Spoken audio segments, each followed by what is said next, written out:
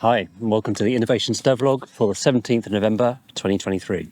After a busy week last week traveling to Mendrisio, we've spent this week trying to catch up with some of the announcements from OpenAI and ChatGPT.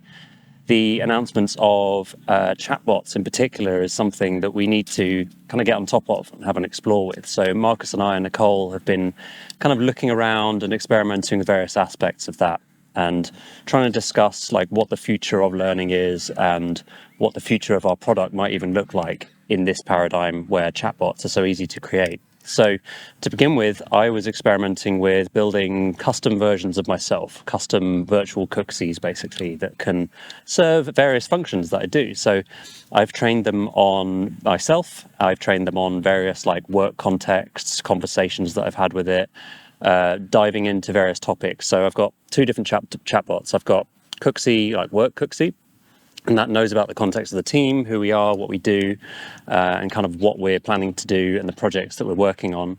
And then more of like a sort of home outside of work Cooksy that knows about my professional background, experience, hobbies and interests. And what's kind of interesting is you can get the two to chat to each other. So these chatbots aren't just limited to their own knowledge. They can search the web, but they can also call on functions of other chatbots. So each of the various cookies can find out about one another if it needs to get more information. And we had a good detailed discussion in the last Innovation Summit about this and where this could take our product in a number of domains. And it's very interesting to think about kind of where people come to us and why they come to us, or why they come to the different businesses and where they might be starting. And this does still come back to the fact that we've got different user profiles. Like we've got a learner and we've got customers. They're not the same person, but also they're quite different depending on the different platforms. So for instance, at Cloud Academy, you've got someone who kind of knows what they want to solve and they know that they need to get there through some kind of means, whether that's learning about AWS or Azure. They know what they want to achieve and they know kind of how to get there, but they need to learn how to. That's very different to perhaps more of a Circus Street client who is coming to Circus Street saying, I know this change is coming. I need to upskill a whole organization on these challenges.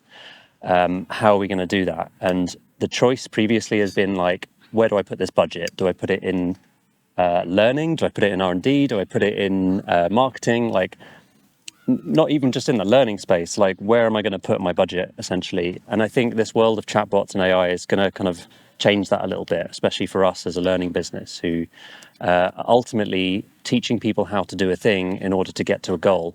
And we need to kind of recognize that the goal is the important bit, like, and getting to there might mean different things. And I'm not saying we need to change our offering, but teaching someone about a thing is different when you can ask a chatbot to tell you about the thing that you need to find out about. So the R&D team is going to spend a bit more time looking at what we do in regards to chatbots. What are they? How do they work? How do they feel to use? And also, what do they do?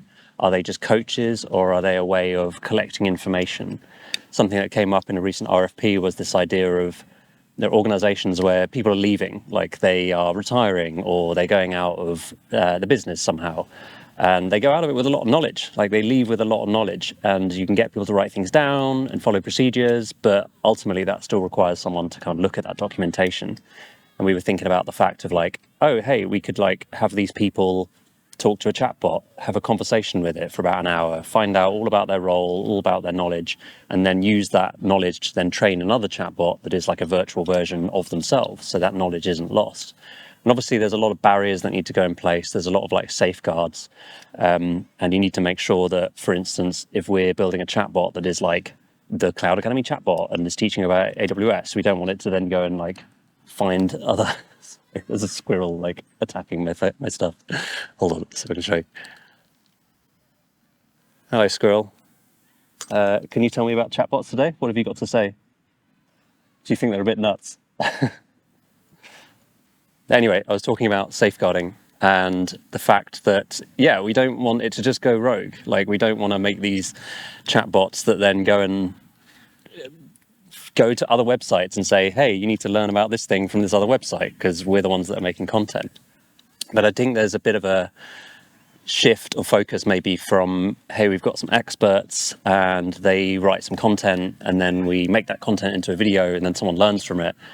The path from like knowledge to user or end person that needs to know knowledge for a given task is going to change, like regardless of what we do about it. But the fact is we aren't unique. And if you think about it, the thing that is valuable in amongst all of these large language models is obviously the model itself, but the content it's trained upon.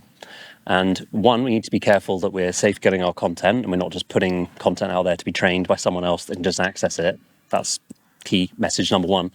But also making use of the content we have and training our own models, training our own LLMs, potentially using the data that we have to provide more value or access more value off the back of it. So it's an interesting time. We'll see how it develops, and I'll see you next time.